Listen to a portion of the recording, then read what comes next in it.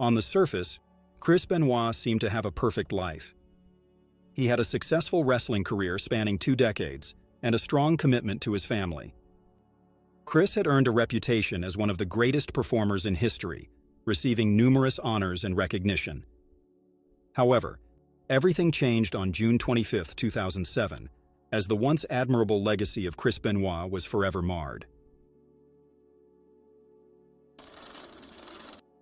In the months leading up to the tragedy, Chris's behavior began to show signs of instability.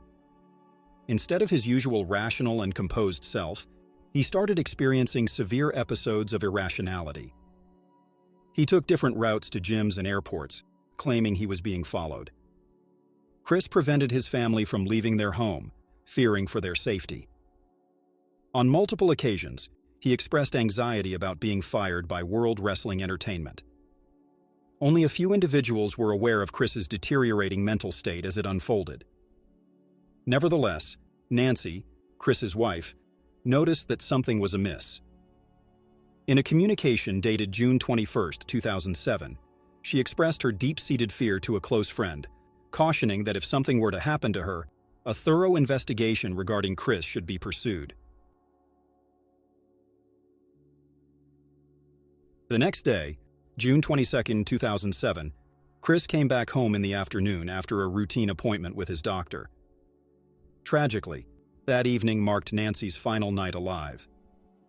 On the second floor of their home, while their sons slept on the other side of the house, Chris launched a sudden and aggressive attack on Nancy. He quickly overpowered her from behind, securing her hands and feet with black tape. With his knee pressing against her back, Chris wrapped a TV cable around Nancy's neck and strangled her. There was a small pool of blood beneath Nancy's face, indicating that Chris may have disoriented her by forcefully pushing her head into the ground. After Nancy's life came to an end, Chris placed a Bible beside her lifeless body. Daniel Benoit, Chris's son, slept unaware of the horrors unfolding on the other side of the house. As the late night transitioned into early morning, Chris made his way to his son's room. There, he gently woke Daniel before administering Xanax, causing him to fall into a disoriented state. Chris then tragically took his own son's life by strangling him.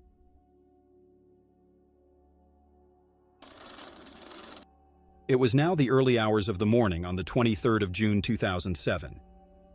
That evening, Chris was scheduled to be at a WWE show in Texas. He had a phone conversation with his friend and colleague Chavo Guerrero, and during the call, Chris informed Chavo that his family was unwell, but assured him that he would still make it to the show. Towards the end of their conversation, Chris told his friend, "I love you," an uncharacteristic comment for the usually ice-cold Chris. Around 4 a.m. the next morning, Chris sent out several text messages to his colleagues.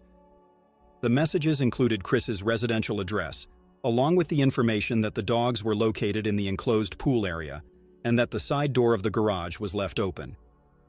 No further communication or contact was made by Chris. By the evening of June 24, 2007, Chris had now missed 2 WWE shows and wasn't picking up any calls. The following day, his colleagues grew concerned and contacted the police. As a result, the authorities were dispatched to his house for a welfare check. Inside the house, they found 3 dead bodies.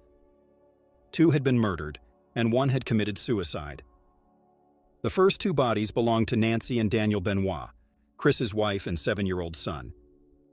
The third body, found hanging from a weight machine, was Chris himself. He had constructed a makeshift noose using the steel cord of a weight machine, and by setting up the weights to elevate and subsequently release, Chris inflicted a quick and fatal injury to his own neck. After the incident, medical professionals examined Chris's brain and made a shocking revelation. They found that due to years of head trauma, his brain resembled that of an 85-year-old Alzheimer's patient. While this partly explains Chris's state of mind during his final days, it doesn't fully reveal his motivations for killing his family. Many aspects of the case remain unclear, but one thing is certain. Chris Benoit's descent into madness ultimately led to the tragic murder of his family. Even now, conspiracy theories persist, seeking to uncover the motives behind his abhorrent actions. However, the truth behind his true motivations will likely remain a mystery forever.